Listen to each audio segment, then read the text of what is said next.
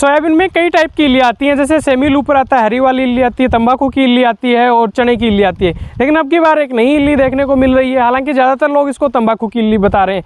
लेकिन देखिए इस एक हम फील्ड विजिट में है, इसमें आप देखिए ये जो इल्ली आपको दिख रही है ये इसको ज़्यादातर लोग कह रहे हैं ये तंबाकू की इल्ली है, लेकिन ये तंबाकू की इल्ली नहीं है, बिहार हेरी कैटरपिलर है।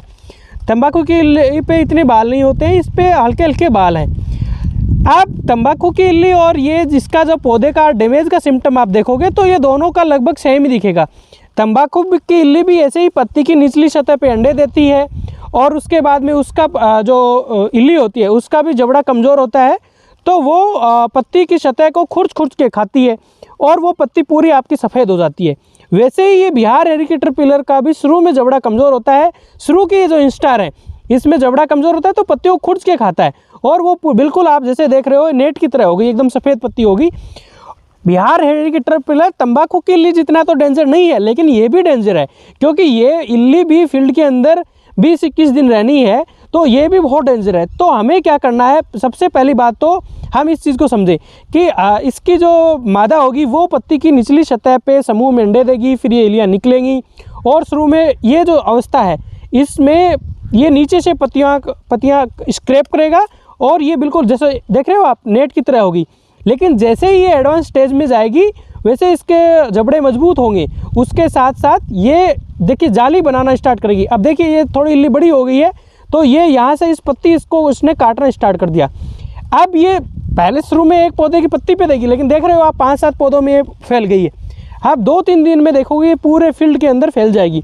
तो कोई बात नहीं, आप इसको तंबाकू की इल्ली समझ रहे हैं या बिहार हेरी कैटरपिलर समझ रहे हैं, कोई बहुत ज़्यादा फ़र्क नहीं पड़ना। बट दरअसल इसमें आप समझना चाहिए तो थोड़ा सा अंतर है कि यदि कैमरा में आप देख पा रहे हो तो हमारा सस्ते मोबाइल का सस्ता कैमरा, इसमें ज़्यादा क्लियरिटी है नहीं वैसे, तो इसमें आप देखोगे छोटे छोटे आपको बाल दिख रहे हैं और इसके मुंह पे और इसके पीछे के भाग में 4 इसके काले काले डॉट दिख रहे हैं, यानी कि ये बिहार हेरी कैटरपिलर है। डैमेज करने का देखो ये रिसेंटली डैमेज किया हुआ है। ये देखिए अब थोड़ी बड़ी हो गई इल्ली, ये इसको काटने भी लगी है। इतने दिन तो आप इन पुरानी पत्तियों पे देख रहे हो, इनमें तो सिर्फ नेट ही बनाया, तो अब ये बड़ी हो गई तो काटने लगी। देखिए इसका मल भी थोड़ा, पहले पुराना मल देखोगे तो वो बिल्कुल छोटे छोटे काले काले दिखे, अब बड़ा मल करने लगी, मतलब ज़्यादा खाने लग गई है। और अब ये एनीवे ये चाहे बिहार हेरी कैटरपिलर में आने या तंबाकू की इल्ली में आने, दोनों का डैमेज सिम्टम लगभग एक जैसा होता है, इनका इलाज भी लगभग एक जैसा है। तो इसके इलाज के लिए आप क्या करें, सबसे सिंपल तो आप इमामेक्टिन बेंजोएट का स्प्रे कर सकते हो, आप फ्लूवेंडामाइड का भी स्प्रे कर सकते हो, हालांकि थोड़ा महंगा पड़ेगा लेकिन उसके अच्छे रिजल्ट हैं इल्लियों के ऊपर। इसके अलावा आप नूवालुरोन प्लस एंडोक्साकार्ब का भी स्प्रे कर सकते हो। इसके लिए आप थोड़े महंगे केमिकल में यदि जाना चाहो तो क्लोरेंट्रानिप्रोल का स्प्रे कर सकते हो, आप इसके लिए टेट्रानिप्रोल का भी स्प्रे कर सकते हो। लेकिन मेरा सबमिशन इसमें यह है कि आप शुरुआत में नॉर्मल इंसेक्टिसाइड का स्प्रे करें। यदि शुरू में आपकी ये इल्ली है, इस स्टेज में आपने स्प्रे करना है तो आप सिंपल इमामेक्टिन बेंजोएट का स्प्रे कर देंगे तो भी ये इस स्टेज में इल्ली कंट्रोल हो जाएगी। वो प्रॉब्लम कब होती है, जब ये इल्ली बड़ी होती है, फील्ड के अंदर जाती है और फैल जाती है, इल्ली थोड़ी बड़ी हो जाती है, तब इस पर दवाइयाँ उतना असरदार नहीं होती हैं। तो इसमें टाइमिंग बहुत इंपॉर्टेंट है। आप रेगुलर खेत में मॉनिटरिंग करते रहें और जब भी आपको ऐसा इन्फेस्टेशन दिखे तो सबसे अच्छी स्ट्रेटेजी तो ये है कि ऐसे पौधों को निकालें और इस इल्लियों को मार दें हम, और इस पौधे को दबा दें।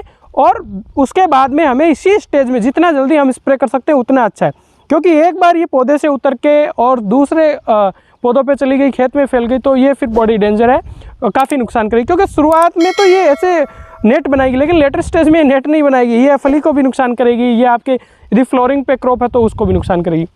एक कन्फ्यूजन रहता है हमारे दिमाग में कि आपने बड़ी सारी इंसेक्टिसाइड बता दी, हम कौन से इंसेक्टिसाइड का स्प्रे करें। तो ये चीज़ डिपेंड करती है कि आपके इंसेक्ट का इन्फेस्टेशन कितना है, कितनी तरह के इंसेक्ट हैं। यदि सिर्फ आपकी इल्लियाँ ही हैं तो आप इमामेक्टिन या फ्लूवेंडामाइड इस टाइप के इंसेक्टिसाइड पे जा सकते हो।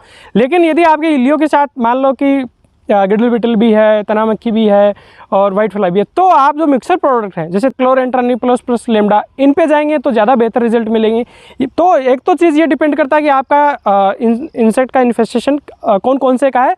दूसरा कहीं न कहीं ये चीज़ भी मायने रखती है, जैसे ये 55-60 दिन की फसल है, अब इसमें सिर्फ इल्लियों का अटैक है तो मैं नॉर्मल इल्लियों के लिए इंसेक्टिसाइड का स्प्रे कर सकता हूँ, मेरा काम हो जाएगा।